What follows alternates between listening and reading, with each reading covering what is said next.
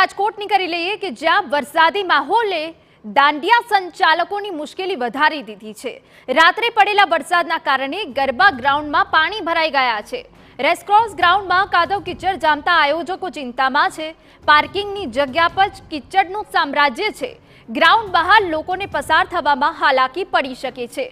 નવરાત્રિમાં પણ વરસાદ પડશે તો લોકોની મુશ્કેલી વધી શકે છે।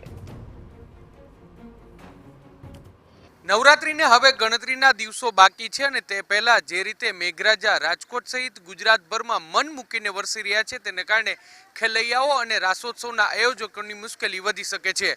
અત્યારે અમે છીએ રાજકોટના રેસકોર્સ ગ્રાઉન્ડમાં કે જ્યાં રાસોત્સવનું આયોજન થાય છે। જે રીતે ગઈકાલે રાત્રે રાજકોટ શહેરમાં અનરાધાર વરસાદ છે તે વરસ્યો હતો અને તેને કારણે કાદવ કીચડ છે તે પણ જોવા મળ્યું છે। સાથે સાથે વરસાદી પાણી છે તે પણ ભરાયા છે।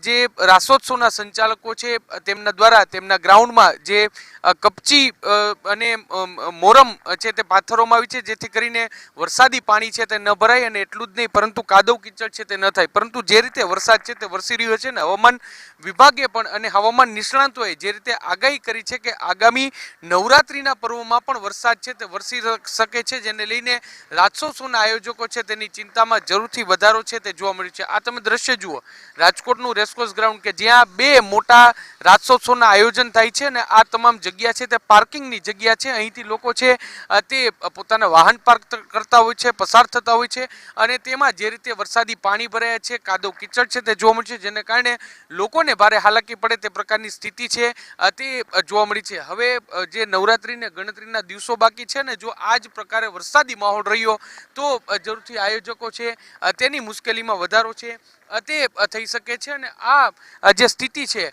તેને પહોંચી વળવા માટે અને કાદવ કીચડ ન થાય અને રસ્તો છે તે પણ યોગ્ય રીતે થઈ શકે તે માટે યોગ્ય વ્યવસ્થા મહાનગરપાલિકા અને સાથે સાથે રાસોત્સવના આયોજકે કરવી ખૂબ જ જરૂરી છે। કેમેરા પર્સન ભાવેશ લશ્કરી સાથે મોહિત ભટ્ટ, TV9 રાજકોટ।